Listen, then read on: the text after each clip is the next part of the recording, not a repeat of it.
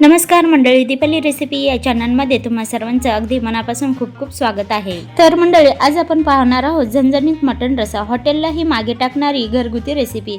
असा मटण रस्सा एकदा खाल्ला तर पुन्हा पुन्हा बनवावासा वाटेल। परफेक्ट मसालेदार मटण रस्सा, प्रत्येक घासात भन्नाट अशी चव। संडे स्पेशल झणझणीत मटण रस्सा, सोपी आणि चविष्ट रेसिपी। घरच्या घरी बनवा ढाबा स्टाईल मटण रस्सा। तर मंडळी, आज आपण बनवणार आहोत असा झणझणीत मसालेदार खमंग मटण रस्सा, ज्याचा सुगंध स्वयंपाकघरभरात दरवळेल आणि ज्याची चव प्रत्येकाला पुन्हा पुन्हा खावाशी वाटेल। जर तुमचं मटण कधी कडक होत असेल, रश्श्याला छान रंग येत नसेल किंवा हॉटेलसारखी चव जमत नसेल, तर आजचा हा व्हिडिओ तुमच्यासाठीच आहे। या रेसिपीमध्ये मी प्रत्येक स्टेप अगदी सोप्या पद्धतीने दाखवणार आहे। मसाला सोप्या पद्धतीने कसा भाजायचा, मटण मऊ आणि रस्सा कसा शिजवायचा, रस्सा चविष्ट आणि संतुलित कसा बनवायचा, या सगळ्या गोष्टींच्या छोट्या छोट्या टिप्सही मी आज सांगणार आहे। ही रेसिपी रविवारच्या स्पेशल जेवणासाठी किंवा पाहुणचारासाठी, कुटुंबासोबतच्या खास जेवणासाठी एकदम परफेक्ट अशी आहे। तर मंडळी, व्हिडिओ मोठा होईल या अर्थाने मी तुम्हाला डायरेक्टली भाजीचा फोडणीचा रस्सा कसा बनवायचा आहे हे मी तुम्हाला आजच्या रेसिपीमध्ये दाखवणार आहे। तर मंडळी, इथे मी उकडलेलं मटण घेतले आहे आणि हे मटण जेव्हा मी शिजून घेत होते त्या अगोदर अर्धा तास मॅरिनेट करून ठेवले आहे। तर मॅरिनेट करण्यासाठी हळद, मीठ आणि अद्रक लसूणची पेस्ट लावून आपण छान असं लावून ठेवायचं आहे, जेणेकरून आपलं मटण कुकरमध्ये शिजल्याच्या नंतर अगदी मऊ असं शिजलं जातं। त्यासाठी कुकरमध्ये 3 ते 4 शिट्ट्या करून घ्यायच्या आहेत, जेणेकरून चांगल्या प्रकारे मऊ आणि लुसलुसीत असं आपलं मटण शिजून तयार होतं। जर तुम्हाला मऊ आवडत नसेल तर तुम्ही थोडंसं निब्बरही ठेवू शकता, पण लहान मुलांसाठी मऊ आणि लुसलुसीत असा मटण रस्सा हा एक उत्तम आणि चांगला पर्याय आहे। तर मी इथे 3 ते 4 शिट्ट्या करून घेतल्याच्या नंतर इथे मी आता अर्धा किलो मटणसाठी 1 इंच अद्रक आणि 8 ते 10 लसणाच्या पाकळ्या आणि 8 ते 10 हिरवी मिरची आणि इथे थोडंसं खोबरं आणि इथे मोठा चिरलेला लांबसा असा कांदा असा बारीक आणि लांब असा चिरून घ्यायचा आहे। आणि त्यानंतर मी इथे हरभऱ्याची डाळ आणि इथे धने घेतले आहे। त्यानंतर इथे खूप सारी कोथिंबीर घेतली आहे। आता हे सर्व मिश्रण आपल्याला भाजून घ्यायचं आहे। तर मी तुम्हाला स्टेप बाय स्टेप सर्व गोष्टी कशा करायच्या ते मी तुम्हाला सविस्तर सांगते। तर मी इथे तवा गरम झाल्याच्या नंतर अद्रक, लसूण, हिरवी मिरची टाकून घेतली आहे आणि हिरवी मिरची थोडंसं गरम तव्यावरती भाजून घेतल्याच्या नंतर इथे मी आता धने टाकून घेत आहे। बिना तेलाचं काहीतरी सेकंद 30 ते 40 सेकंद आपण हिरवी मिरची, अद्रक, लसूण हे भाजून घ्यायचं आहे। त्यानंतर धने टाकून घेतल्याच्या नंतर आता परत एकदा बिना तेलाचं थोडंसं लाल असं करून घ्यायचं आहे। त्यानंतर तेल टाकून घ्यायचं आहे, जेणेकरून आपली मिरची डायरेक्ट तडतडून बाहेर पडणार नाही। जर आपण हिरवी मिरची टाकून डायरेक्टली तेल टाकलं तर हिरवी मिरची तडतडून अंगावर येऊ शकते। त्यासाठी अगोदर थोडंसं भाजून घ्यायचं, त्यानंतर तेल टाकून मग परतून घ्यायचं आहे। तर अशा प्रकारे हा सर्व मसाला मी छान असं भाजून घेते।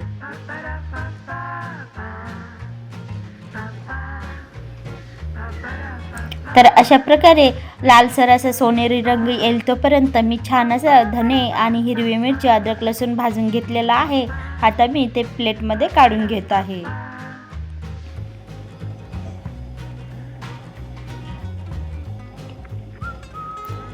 आता त्यानंतर मी इथे खोबरं टाकून घेतले आहे। खोबरं सुद्धा लाल रंग होईल तोपर्यंत छान असं चांगलं भाजून घ्यायचं आहे। त्यानंतरून हरभऱ्याची डाळ भाजून घ्यायची आहे। आता त्याच तेलामध्ये थोडीशी डाळ चांगली परतून घ्यायची, त्यानंतर थोडंसं अजून तेल टाकून छान अशी डाळ भाजून घ्यायची आहे।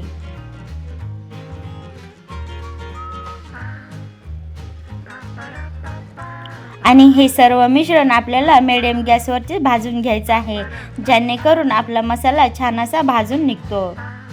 जर आपण फुल गॅसवरती जर मसाला भाजला तर जास्त लाल होतो आणि भाजीला करवटपणा येतो। त्यासाठी मिडियम गॅसवरतीच हे सर्व मसाले भाजून घ्यायचे आहेत। तर अशा प्रकारे आता बारीक चिरलेला कांदा हा मी आता भाजून घेत आहे। आता कांदा भाजून घेता वेळेस आपल्याला फुल गॅस करायचा आहे। त्यानंतर 2 ते 3 मिनिट कांदा छान असा चांगला भाजून घ्यायचा आहे। तर मंडळी, बाकीचे मसाले हे स्लो गॅसवरती भाजून घ्यायचे आहेत, म्हणजेच मिडियम गॅसवरती.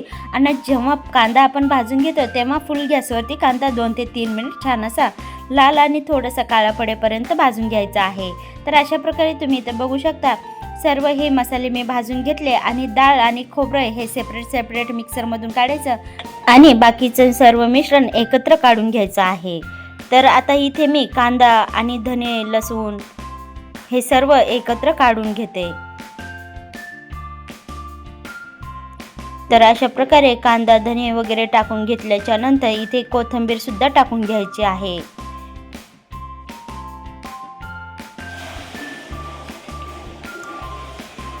तर मी इथे कोथिंबीर टाकून घेतली, त्यानंतर अर्धा पाऊण चम्मच मीठ टाकून घेतले आणि थोडीशी हळद टाकून घेतली आहे. आता हे मिश्रण बारीक अशी पेस्ट काढून घ्यायची आहे. तर अशा प्रकारे इथे मी हे पेस्ट काढून घेतली आहे आणि एका बाजूला हरभऱ्याची डाळ आणि खोबरं हे सेपरेट काढून घेतले आहे. तर तुम्ही इथे बघू शकता. तर अशा प्रकारे आता भाजीच्या फोडणीला लागणारं साहित्य, तर मी इथे गोडा मसाला, कांदा लसूण मसाला, मटण मसाला, हळद आणि मीठ घेतले आहे. तर इथे मी आता कुकर ठेवून घेतले आणि त्यामध्ये आता 2 ते 3 पळी तेल टाकून घेत आहे आणि तेल तुमच्या आवडीनुसार कमी जास्त करू शकता. तर अशा प्रकारे तेल थोडंसं गरम झाल्याच्या नंतर इथे मी सर्वात अगोदर कोथिंबीर टाकून घेत आहे. जेव्हा आपण तेलामध्ये तेल गरम झाल्याच्या नंतर डायरेक्ट मसाला टाकतो तेव्हा मसाला करपतो आणि भाजी करवट अशी लागते. त्यासाठी अगोदर कोथिंबीर टाकून घ्यायची आहे आणि कोथिंबीर थोडीशी तळल्याच्या नंतर आपण सर्व मसाले एकत्र टाकून घ्यायचे आहे. आपण जर मसाले एक सेपरेट टाकत राहिलो तर मसाले जास्त जळतात. त्यासाठी एकत्र एका प्लेटमध्ये काढून घ्यायचे आहेत मसाले आणि त्यानंतर तेल गरम झाल्याच्या नंतर कोथिंबीर टाकून घ्यायचे आहे आणि मग मसाले टाकून घ्यायचे आहे, जेणेकरून आपले मसाले जळत नाहीत. तर अशा प्रकारे छान असं मिडियम गॅसवरती मी कोथिंबीर टाकून घेतले, त्यानंतर मसाले टाकून घेतले आणि छान असं मिडियम गॅसवरती मसाले छान असे परतून घेतले. त्यानंतर आता मी इथे राहिलेली पेस्ट टाकून घेतली आहे. आपण जी पेस्ट काढली होती, कांदा, लसूण, अद्रक, हिरवी मिरची, धन्याची पेस्ट जी काढली होती ती पेस्ट आता मी ह्यामध्ये टाकून घेतली आहे. तर आता छान असं 1 ते 2 मिनिट मिडियम गॅसवरती हे मसाले चांगले परतून घ्यायचे आहेत, जेणेकरून छान अशी तर्री सुटते. तर अशा प्रकारे मी इथे अळणी रस्स्यामध्ये इथे डाळीचे पावडर टाकून घेत आहे. आता ही डाळीची पावडर आपण छान असं अळणी रस्स्यामध्ये मिक्स करून घ्यायची आहे, जेणेकरून आपल्या भाजीला अलचटपणा येतो. तर अशा प्रकारे आता मी राहिलेली जी पावडर आहे ती मी आता ह्या मसाल्यामध्ये टाकून घेत आहे, जेणेकरून आपला भाजीचा रस्सा एकदम छान घटसर आणि अलचट असा बनतो. अलचट म्हणजे घट्ट असा बनतो, एकदम छान अशा प्रकारे भाजी अशी पातळ होत नाही. आता हा मसाला 2 ते 3 मिनिट छान मिडियम गॅसवरती मी परतून घेतला आहे आणि इथे थोडंसं अळणी रस्स्याचं पाणी टाकून मसाला छान असा अजून 1 ते 2 मिनिट छान असा परतून घेते, जेणेकरून कढईने जेव्हा तेल सुटेल तेव्हा आपला मसाला छान असा भाजून परतून झालेला दिसतो. तर अशा प्रकारे तुम्ही इथे बघू शकता, कढईने जेव्हा मसाला तेल सोडतं तेव्हा आपला मसाला छान असा भाजून झालेला असतो. तर अशा प्रकारे मसाला छान असा परतून झालेला आहे. आता त्यामध्ये आपल्याला मटणचे पीस टाकून घ्यायचे आहेत. तर मटणाचे पीस हे मसाल्यामध्ये टाकून घेऊन 2 ते 3 मिनिट छान असं परतून घ्यायचं आहे, जेणेकरून प्रत्येक मटणाच्या घासाला मसाल्याची चव येते. तर आता हा मटण मी ह्यामध्ये टाकून घेतली आणि छान असं खालीवर करून परतून घेत आहे. 1 ते 2 मिनिट हा मटण आपण मसाल्यामध्ये छान असं परतून घ्यायचं आहे, जेणेकरून मसाल्याचा सर्व फ्लेवर त्यामध्ये उतरतो आणि प्रत्येक घासाघासामध्ये आपला मटण रस्सा खाता वेळेस छान असा लागतो. तर तुम्ही इथे बघू शकता, आता मी 1 ते 2 मिनिटानंतर इथे मटण परतवण्यासाठी ठेवली आहे आणि त्यानंतर छान असं मटण तेल सोडत आहे. आता तेल सोडल्याच्या नंतर इथे मी आता अळणी रस्सा टाकून घेतली आहे. तर इथे अगोदर आपण जेव्हा पाणी टाकून घेतलं थोडंसं पाणी दिसते, पण जेव्हा भाजी शिजत आली तेव्हा छान असं घट्ट अलसटपणा भाजीला येतो. तर अशा प्रकारे आता छान अशी उकळी आणून घ्यायची आहे आणि तुम्हाला हवं असेल तेवढं पाणी त्यामध्ये टाकून घ्यायचं आहे. आणि पाणी जर तुम्हाला जास्त झालं असं वाटत असेल तर आपल्याला डाळीचं पीठ टाकून घ्यायचं आहे.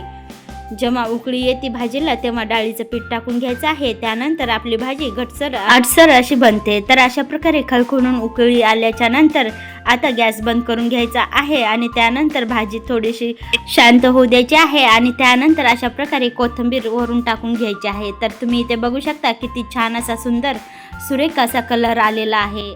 आपला एकदम झणझणीत मसालेदार आणि हॉटेल स्टाईल मटण रस्सा तयार झालेला आहे. बघा किती सुंदर रंग आला आहे आणि वर तरंगणारं तेल या रस्स्याची चव अजूनच वाढवत आहे.